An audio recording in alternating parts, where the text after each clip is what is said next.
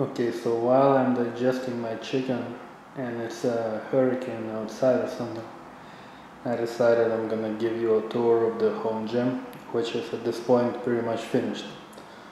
The only thing I might still add is a flat bench, but I'm not even sure about that. Pretty much happy with the way it is now. So alright, so the room as before is basically used to be a bedroom, right? And I'm going to go over everything that's in here. So let's start from the first thing that I've got, which is the dumbbells, right? So the dumbbells are power blocks, right? I've tried the Iron Masters, and frankly, the Iron Masters are fucking piece of garbage. If you're gonna get dumbbells, don't even think about anything else. Just get the power block urethane. Obviously don't get little ones like mine, get bigger ones, but whatever. Power block urethane is the way to go. And this dumbbell stand is also power block, and this stand I believe will take up to 175 pound power blocks. And it also has two slide out trays like these shelves. You see they have handles. You can pull them out. So it's pretty convenient. Alright, so what's inside there? Let's see. Some little color dumbbells. Alright, those are two Eleiko spin lock colors. Those are 1 pound dumbbells. And those are muscle clamp colors. And in the back it's Captains of Crush from Iron Mind gripper, which I haven't used in years. This yellow thing is a pump from the Bosu bowl, which is somewhere in another room. I don't really use it, but anyway, it's actually pretty cool, but I just never get to use it. You could do like crunches and stuff. Alright, so some body bars. I have 3, 4, 6, 9 pound, and in this corner 12 and 15 pounds. So these are good for like warming up. If you're gonna do, let's say, some snatches or something like that, you can practice the movement before you take the weight. Right, so then we have the kettlebells. These are actually inflatable. So this is 3 pound, 4 pound, 6 pound. These are Aeromat. They're very nice for their size. Like if you need a 3 pound kettlebell, which you obviously don't, you probably want like a 24 kilogram, but if you need a 3 pound one, you're not gonna get a better one than this. Alright, so from there on was all of the steel kettlebells I have are from Valery Fedorenko. I used to have a Eleiko kettlebell, but I sold it because it was a piece of shit compared to the Fedorenko. Once again, if you're gonna get kettlebells, don't even think about anything else, just get Fedorenko. And the Fedorenko come in basically the Pro grade, which is the shiny one, which is like their affordable version, and the Precision one, which is this matte, the one in the front, which is their premium version. So obviously, you know, get Precision if you can afford it. But anything you buy from Fedorenko, as far as kettlebells go, is gonna be the best. So anyway, so that's 4 kilogram, 6 kilogram, 8 kilogram, 12 kilogram, 16 kilogram, 20 kilogram, and 24 kilogram. Right, and I'm still thinking whether to get 28 or not. Alright, so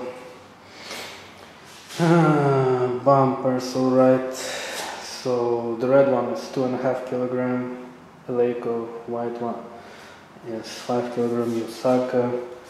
The 10, 15 and 20 kilograms are Rogue. Rogue is a piece of shit. Alright, so quick review. Eleiko bumper, amazing, awesome. Yosaka bumper, very soft, too soft. It might not be able to take good impact. It's a little bit too flexible, has a tendency to pretzel. and not very strong, but very soft, and the quality is very high, but it's not very strong, and they discontinued it. They figured out that it was not strong enough. I bought it like an idiot, and at least I got it on discount. Anyway. Right, so this is amazing, the Eleiko, and the Rogue is a piece of garbage. Never buy anything from Rogue, never fucking ever buy anything from Rogue. I sold all of my Rogue garbage, and I'm gonna try to sell these if I can. Now, change plates. Right, most of the change plates are Eleiko.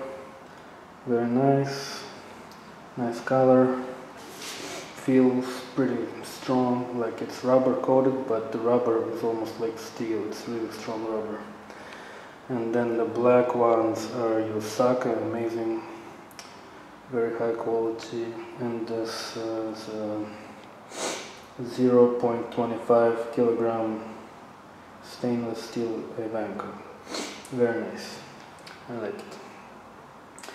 Out of, like, if I was to do it again, I'd probably get exactly the same ones again. Alright, so the bars. Okay, it's a 5 kilogram bar, a 10 kilogram, and a 20 kilogram. So the 5 kilogram is the top one here. It's entirely made of aluminum, and it's by GP Industries. Very nice 5 kilogram bar. I've tried a Rogue bar that's 5 kilogram. It was absolute garbage, and I sent it right back. I wish, I don't know, I could stuff the fucking Rogue bar down the throat of whatever fucking degenerate designed it, but anyway. The GP, at least 5 times better, probably 10 times better than Rogue. Alright, this is also GP Industries, but actually it's labeled American Barbell, which is, I don't know, they make bars for American Barbell. I ordered the GP, but it came with the sticker, but whatever. It's also GP Industries, it's a 10 kilogram bar. You see the color is very short, but it's still a very nice bar. Like I said, I also had a 5 kilogram Rogue and a 10 kilogram Rogue, and I got rid of both. The 5 kilogram I was able to return, the 10 I couldn't return, I had to sell it for peanuts, but it was worth it anyway because it was shit. Like everything Rogue makes is complete garbage. But the GP, once again, at least twice as good, much better.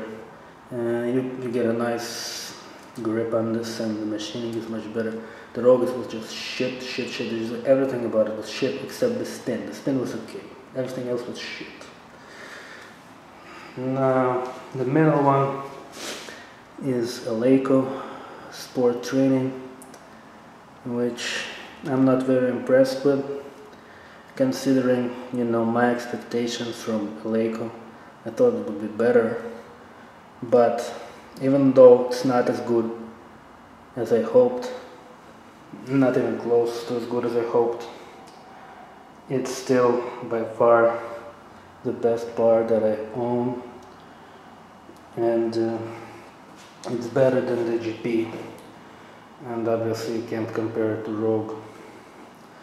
The knurl is a little bit,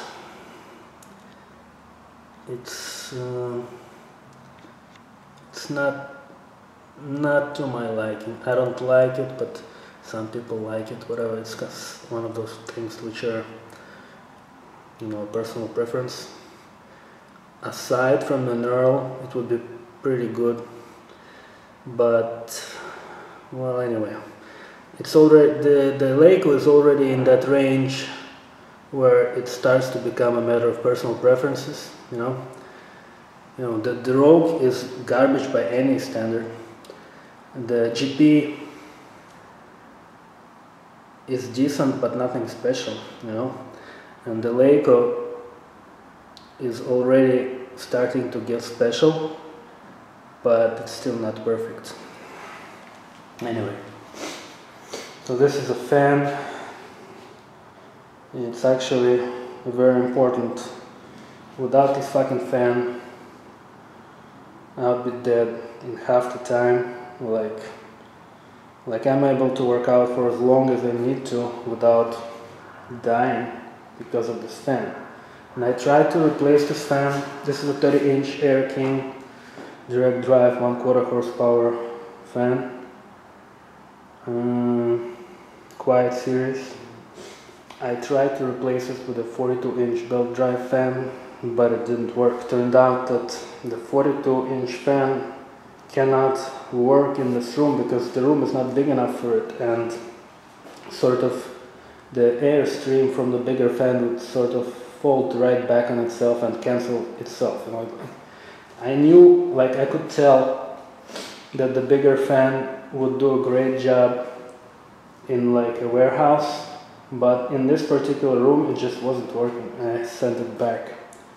So I don't know, I was trying to somehow upgrade from this because like I really liked it having like a good stream of air when I work out, but I'm afraid, you know, this is the best that I'm gonna be able to do. The speakers are JBL 15-inch EON portable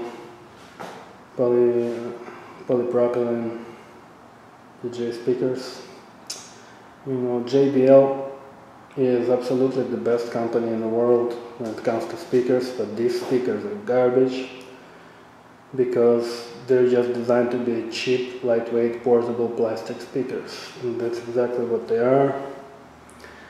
You know, with JBL, JBL is a company that makes everything in terms of speakers from the cheapest to the most expensive speakers, and these are on the cheaper side. And their quality really ranges, you know, according to the price. In this particular one, in the left one, the woofer appears to be blown, but it only makes this, it's not blown in the sense that there's no tear in the paper, but if I pump up the bass, it begins to rub inside and makes a distorted sound. So basically I just don't boost the bass, and if I don't boost the bass, it sounds the way it should. But if I boost the bass, it begins to distort. But fine, it's, you know, it goes pretty loud without distorting, but with the bass it begins to distort. And the one on the right is normal. You can crank the bass as much as you want. Nothing will happen. On the left, it would cost me $170 to replace the woofer with a new one, and just think, you know, fuck it, I'm just gonna use it as it is. Right, the amplifier is a QSC PLX 2402. It's a really nice amplifier. It has it sounds just like, you know, hi-fi. It doesn't sound like some people think that, you know, hi-fi sounds better than professional. Not in this case. In this case, you know, it sounds just as good as anything you would buy from, like, I don't know, like anything you would buy that would be considered hi-fi for home would not sound any better than this. I've tried like British-made amplifiers, which were not mine, I just borrowed them, and they didn't sound as good. The problem with this, and it's a 2400 watt, and that's the real power, that's not a bullshit number. But the problem is with this amplifier is the fan. I'll turn it on so you can hear the fan. The cooling fan is really loud.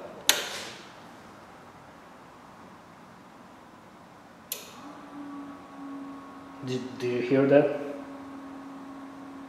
The fan fucking is super loud, but fine. Because, you know, it's designed to cool 2400 watts of power, it needs a powerful fan. Fuck it. And the air conditioner, which actually is also indispensable part. Like, without the air conditioner I'd be fucked. So that's it. Yes, said everything.